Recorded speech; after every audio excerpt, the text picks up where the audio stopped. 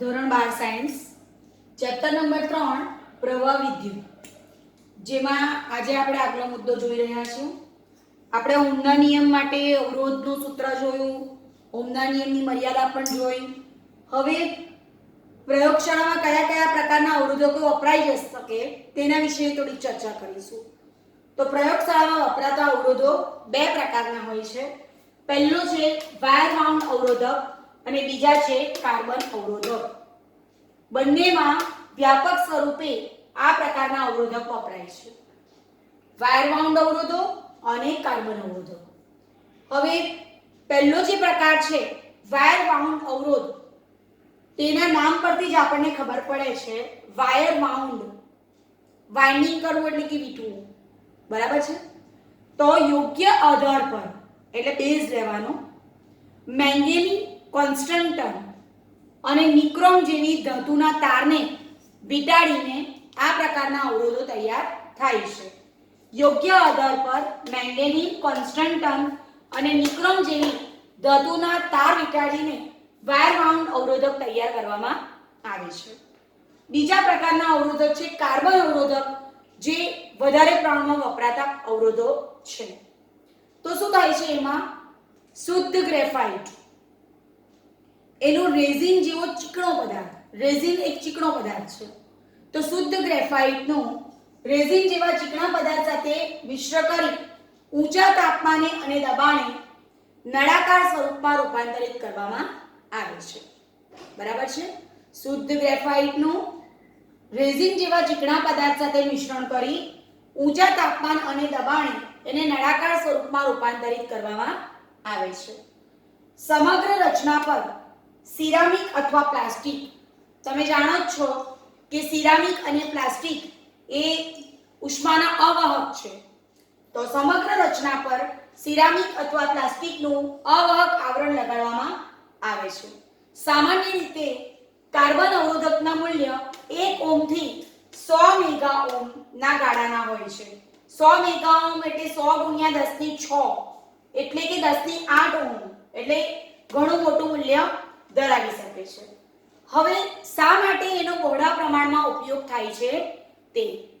તો કાર્બન અવરોધો કદમાં નાના છે અને કિંમતે પણ સસ્તા છે, જગ્યા પણ ઓછી રોકે અને કિંમત પણ પરવડે તેવી, એટલા માટે એનો બહોળા પ્રમાણમાં ઉપયોગ કરવામાં આવે છે. નાના કદના હોવાથી, આટલા નાના જ હોય, નાના કદના હોવાથી તેમના અવરોધના મૂલ્ય તેના પર વિવિધ રંગના પટ્ટાઓ અને ખાસ સંકેત દ્વારા જાણી શકાય છે, જેની આપણે આગલા મુદ્દામાં ચર્ચા કરવાના જ છીએ. તો કદ એકદમ નાનું છે અને એની પર અલગ અલગ રંગના પટ્ટા દોરેલા હોય, જેના આધારે આપણે કાર્બન અવરોધકનું મૂલ્ય નક્કી કરવાનું હોય. તો તમે આકૃતિમાં આવા બે અવરોધક જોઈ શકો છો. પહેલા અવરોધકમાં પ્રથમ 3 રંગ લાલ છે અને ચોથો રંગ ચાંદી છે, જ્યારે બીજા અવરોધકમાં પહેલો રંગ પીળો છે, બીજો જાંબલી છે, ત્રીજો ભૂરો છે અને ચોથો સોનેરી છે, બરાબર. હવે સૌપ્રથમ તો જે કાર્બન અવરોધ છે તેનું મૂલ્ય નક્કી કરવા માટે આપણે એનું વર્ણ સંકેત પર ધ્યાન આપવું પડે. તો અવરોધ માટેના વર્ણ સંકેત પર આપણે ધ્યાન આપીશું. એને કોઠો અહીં દોરેલો છે. પહેલું ખાનું છે રંગ, બીજું ખાનું છે સંખ્યા, ત્રીજું ખાનું છે ગુણક અને ચોથું છે ટોલરન્સ એટલે કે સહનશીલતા, જે પર્સન્ટેજમાં એટલે કે ટકામાં આપણને આપી છે, બરાબર. વિદ્યાર્થી મિત્ર, આપણે આખો કોઠો યાદ રાખવો પડે, કારણ કે બોર્ડ એક્ઝામના ઓબ્જેક્ટિવમાં કે પછી કોઈકવાર એન્ટ્રન્સમાં ગમે તે જગ્યાએ આ વસ્તુ આપણને કામ લાગે એવી શકે છે. માટે આપણે એને ટૂંકમાં આ રીતે યાદ રાખીશું. D Roy goes to Bombay via gateway golden silver no color. gateway golden silver no color. ફરીથી D Roy goes to Bombay via gateway golden silver no color. જો હવે આને લઈને આખા બધા રંગ બોલીશ. પહેલો ટી એટલે બ્લેક. આપણે ગુજરાતી યાદ નહીં રાખશું તો ચાલશે, કારણ કે આપણને આના પરથી રંગો આવડે જ છે બધાને. B for black એટલે black. B B for brown એટલે કથ્થઈ, BB. R for red, red એટલે કે રાતો અથવા લાલ, બરાબર. પછી O for orange એટલે કે નારંગી, Y for yellow એટલે કે પીળો, G for green એટલે કે લીલો, B for blue એટલે કે વાદળી, V for violet એટલે કે જાંબલી, G for grey એટલે કે ભૂખરો, W for white એટલે કે સફેદ, G for gold એટલે કે ગોલ્ડન આપણે કહીએ છીએ, S for silver અને નો કલર એટલે એક પણ રંગ નહીં હોય. એટલે ઇમેજિન કરો કે આપણા અવરોધક પર 3 રંગ હોય, ચોથો નહીં હોય, તો આપણે આ ખાનું જોવાનું છે, બરાબર.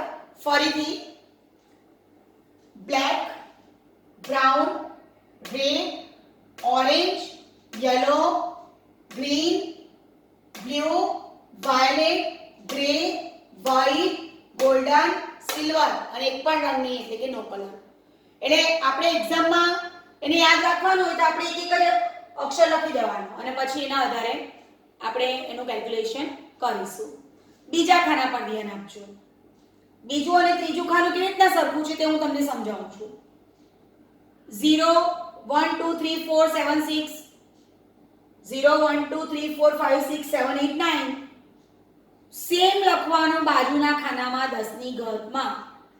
અહીંયા આપણે સંખ્યા લખી છે ને, આ ગુણક લખ્યા જુઓ, આ 0 છે તો આ 10^0, 1 છે તો 10^1, 10^2, 10^3, 10^4, 10^5, 10^6, 10^7, 10^8, 10^9. અહીંયા આ પૂરું થઈ ગયું. પછી 10^-1 ને -2 કોના? ગોલ્ડ અને સિલ્વરના, બરાબર છે. હવે જુઓ ટોલરન્સ. દરેક રંગની પોતાની સહનશીલતા હોય, તો ટોલરન્સની આપણે ચર્ચા કરશું. તો ગોલ્ડનું ટોલરન્સ છે 5%, સિલ્વરનું 10% અને આપણને એક પણ રંગ ન આપેલો હોય તો એનું ટોલરન્સ થશે 20%. પડી ગઈ સમજ બધાને? તો આ રીતે આપણે એને ગણી શકીએ. ફરીથી હવે હું એક ઉદાહરણ આપીશ એટલે તમને એ વસ્તુ એકદમ ક્લિયર થઈ જશે કે કયા સંજોગોમાં કયા રંગનો પટ્ટો આપણે જોઈશું.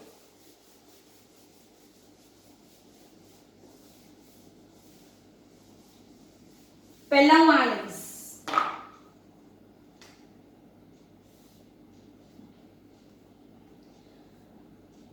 પહેલો રંગ લાલ છે. હવે લાલ રંગમાં જુઓ 2 દેખાય છે, તો આપણે દશકના અંકમાં 2 મૂકીશું. કારણ કે આપણે જાણીએ છીએ કે પ્રથમ રંગનો જે પટ્ટો છે ને એ દશક દર્શાવશે, બીજો જે છે તે એકમ દર્શાવશે, ત્રીજો * 10 દર્શાવશે અને ચોથો એની સહનશીલતા દર્શાવશે. આ વસ્તુ હું અહીં લખી દઈશ જરા. પ્રથમ રંગ દશક, બીજો રંગ એકમ, ત્રીજો રંગ * 10^2 એટલે એને આપણે બુકના અર્થમાં કહીએ તો 10:n કહું છું અત્યારે હું. અને ચોથો રંગ ટોલરન્સ, સહનશીલતા.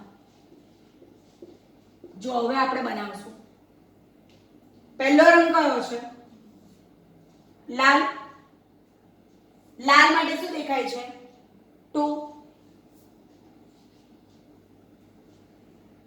એકમ અને દશક માટે એક જ ખાનું જોવાનું, બરાબર. એટલે પહેલા રંગ માટે પણ આ ખાનું અને બીજા રંગ માટે પણ આ ખાનું, આ ખાનું ત્રીજા રંગ માટે અને આ ખાનું ચોથા માટે, બરાબર. જો હવે પહેલો રંગ છે લાલ, અહીંયા આપણે જોઈ શકીએ છીએ એટલે 2. બીજો રંગ પણ લાલ છે એટલે પાછું 2. દશક, એકમ. હવે 2 રંગ પત્યા એટલે ગુણાકારનું ચિહ્ન આવી જવું જોઈએ. ત્રીજો રંગ પણ લાલ જ દેખાય છે જુઓ, તો લાલમાં આગળ જવાનું * 10^2. અને ચોથો રંગ આપણને ચાંદી દેખાય છે, તો ચાંદી માટે આપણે લઈશું ±10%. આ અવરોધનું મૂલ્ય નક્કી થઈ ગયું, બરાબર. ચાલો હવે એ જ પ્રમાણે આપણે બીજાની તારવણી કરીએ. પહેલો રંગ જુઓ, તમને અહીંયા પીળો દેખાય છે, પીળો. પીળા માટે આપણે લઈશું પીળો, એના માટે દશકનો અંક 4 એટલે 4. બીજો રંગ આપણને જાંબલી દેખાય છે, જુઓ. જાંબલીમાં એ જ મેં તમને શું કીધું કે પહેલા બે રંગ માટે પહેલું જ ખાનું જોવાનું. પીળા માટે 4 એ જ ખાનું, એકમ માટે જાંબલી માટે 7 એટલે 47. પછી ગુણાકાર આવી જ જવો જોઈએ. ત્રીજો રંગ કયો છે? ભૂરો. ભૂરામાં જોઈએ, ભૂરો એટલે કે બ્લુ ઇન્ટુ 10⁶ આપણને દેખાય જ છે, બરાબર છે. ત્રીજો રંગ આપણને ભૂરો દેખાય છે, બરાબર.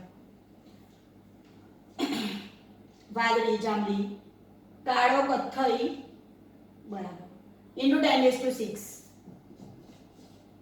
પ્લસ ઓર માઇનસ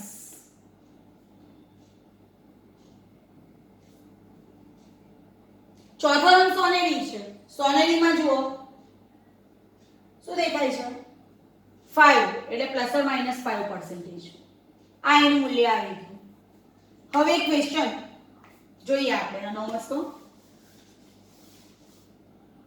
કે ધારો કે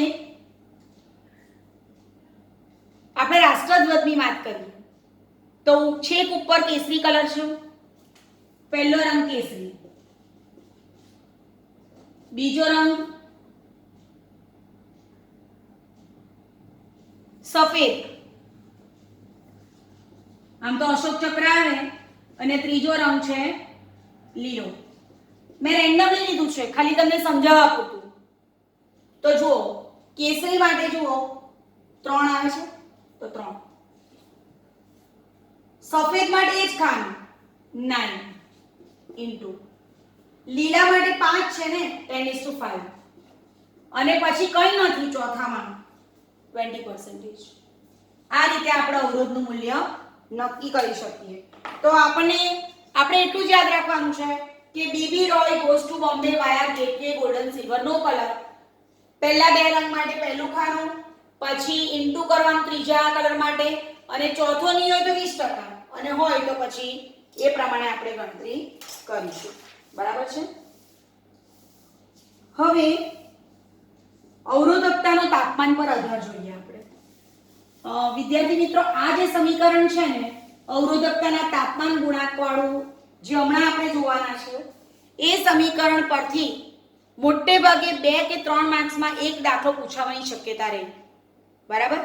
ખૂબ જ અગત્યનું છે અને આપણે પણ ઉદાહરણો સ્વાધ્યાયમાં આવા ઘણા દાખલા જોઈ શકશું. તો અવરોધકતાનો તાપમાન પર આધાર અથવા તો દ્રવ્યની અવરોધકતા તાપમાન પર કઈ રીતે આધારિત છે તે સમજાવો.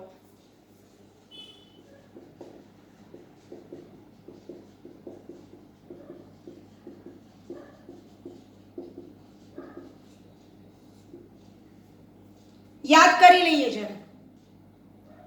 આપણે અવરોધકતાને રો કીધી છે. સૌપ્રથમ હું એક અવરોધનું સમીકરણ લખીશ અને પછી આપણે એના પરથી અવરોધકતા પર જઈશું. આપણે એક સમીકરણ જાણીએ છીએ, R = ρl/a. R ચલે છે રો. જે સમીકરણ અવરોધનું હશે તે જ સમીકરણ અવરોધકતાનું પણ હશે. આપણે લખીએ. સૌથી પહેલા તો સુવાહક ને અર્ધવાહક ને અવાહક ની આપણે આગલા લેક્ચરમાં ચર્ચા કરેલી. તાપમાન વધારતા સુવાહકની અવરોધકતા વધે એટલે વાહકતા ઘટે, પણ તાપમાન વધારતા અર્ધવાહકની વાહકતા વધે એટલે કે અવરોધકતા ઘટે. અને અર્ધવાહકની એક ખાસિયત શું હતી કે જગ્યા ઓછી રોકે. અત્યારના જે ઉપકરણ બન્યા છે તે પ્લસ વાહકતા બહુ સારી આપે, એટલે વધારે વિશ્વસનીય સાધનો સેમિકન્ડક્ટર્સ, એટલે આપણે એનો બોડા પ્રમાણમાં ઉપયોગ કરીએ છીએ. પણ આ ચેપ્ટરમાં આપણે સુવાહક પર ધ્યાન કેન્દ્રિત કરવાનું છે. આપણે જાણીએ જ છે સુવાહકનું તાપમાન વધારતા એના આયનના દોલનો વધારે ઝડપી, મોટા કંપવિસ્તારવાળા અને અસ્તવ્યસ્ત બને છે, માટે તાપમાન વધારતા એની અવરોધકતા વધે છે. સૌપ્રથમ હું અવરોધકતાનું સૂત્ર લખીશ. પહેલા હું 2 રીતે લખીશ.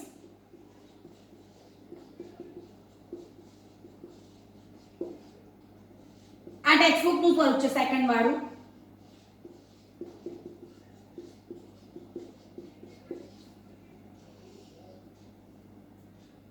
રો ટી એટલે કે ટી તાપમાનની અવરોધકતા બરાબર રો 0 એટલે કે સંદર્ભ તાપમાનની અવરોધકતા into 1 plus alpha t minus t 0. મેં તાપમાનની જગ્યાએ થીટા સંજ્ઞા પણ લઈ શકાય એટલે એ પણ તમને દર્શાવ્યું છે. તો T0 બરાબર સંદર્ભ તાપમાન, રો 0 બરાબર સંદર્ભ તાપમાને અવરોધકતા,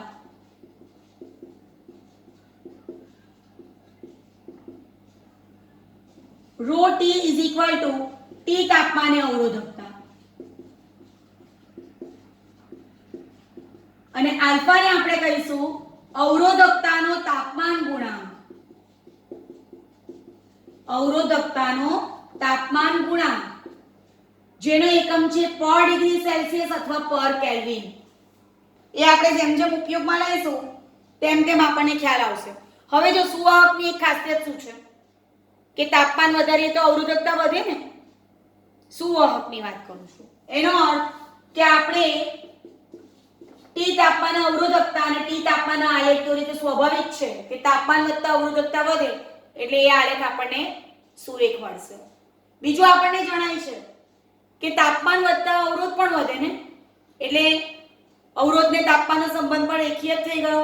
તો આના આધારે હું અવરોધનું સમીકરણ પણ લખી શકું. જો હું લખું છું અહીંયા r theta is equal to r0 into 1 plus alpha theta minus theta 0 અથવા r t is equal to r0 into 1 plus alpha t minus t0. સંજ્ઞા તમે ગમે તે લો પણ એની સમજૂતી તમારી પ્રોપર હોવી જોઈએ. બરાબર છે. સામાન્ય રીતે તમે ધાતુ માટે આલ્ફાનું મૂલ્ય લેશો તો તે તમને ધન મળશે. જ્યારે અર્ધવાહકની ખાસિયત છે કે એના માટે આલ્ફાના મૂલ્ય કેવા છે? ઋણ છે. ધાતુ માટે સુવાહક માટે આલ્ફાના મૂલ્ય ધન છે જ્યારે અર્ધવાહક માટે આલ્ફાના મૂલ્ય ઋણ છે જેને આપણે ટેક્સ્ટબુકમાં જોઈ શકીએ છીએ.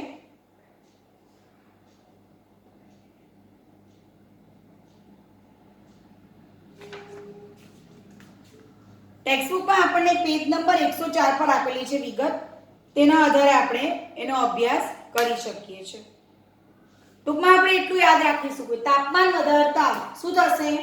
ધાતુની અવરોધકતા સુવાહકની અવરોધકતા વધશે એટલે કે વાહકતા ઘટશે. તો વાહકતા અને તાપમાનનો સંબંધ આવશે એ વ્યસ્તનો આવશે પણ અવરોધકતા અને તાપમાનનો સંબંધ સમપ્રમાણનો હશે.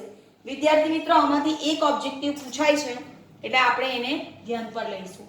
એક નાનકડો મુદ્દો હું લઉં છું. હજુ આપણે કેટલાક આલેખ જોવાના બાકી છે.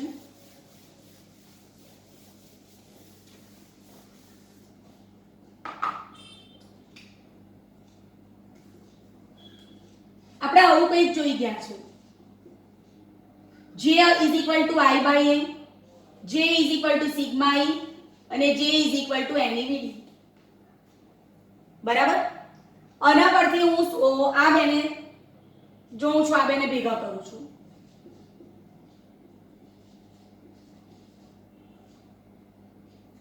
આના પરથી હું યાદ કરી લઈએ A is equal to V by T, V is equal to A into T. તો VD is equal to ઇલેક્ટ્રોનને મળતો પ્રવેગ કેટલો હતો? F is equal to ma અને F is equal to E. તો A is equal to minus EE by m. એને અહીંયા મૂકું છું A ની જગ્યાએ અને T ની જગ્યાએ ટાઉ રિલેક્સેશન ટાઈમ. હું VD ની જગ્યાએ આ વસ્તુ મૂકીશ. એની તો છે જ આપણી પાસે ઓલરેડી. આમાં અન્ય કોઈ ચાર્જ હોય તો આપણે એની જગ્યાએ Q મૂકી શકીએ. VD ની વેલ્યુ મૂકીએ. Sigma is equal to ne square tau by m જેની આપણે ચર્ચા કરી ગયા છે. અને સિગ્મા એટલે વાહકતાનો વ્યસ્ત એટલે અવરોધકતા. Rho is equal to m upon ne square tau. કોઈક વાર આપણને પૂછે તો આનો આપણને ખ્યાલ હોવો જોઈએ. Thank you.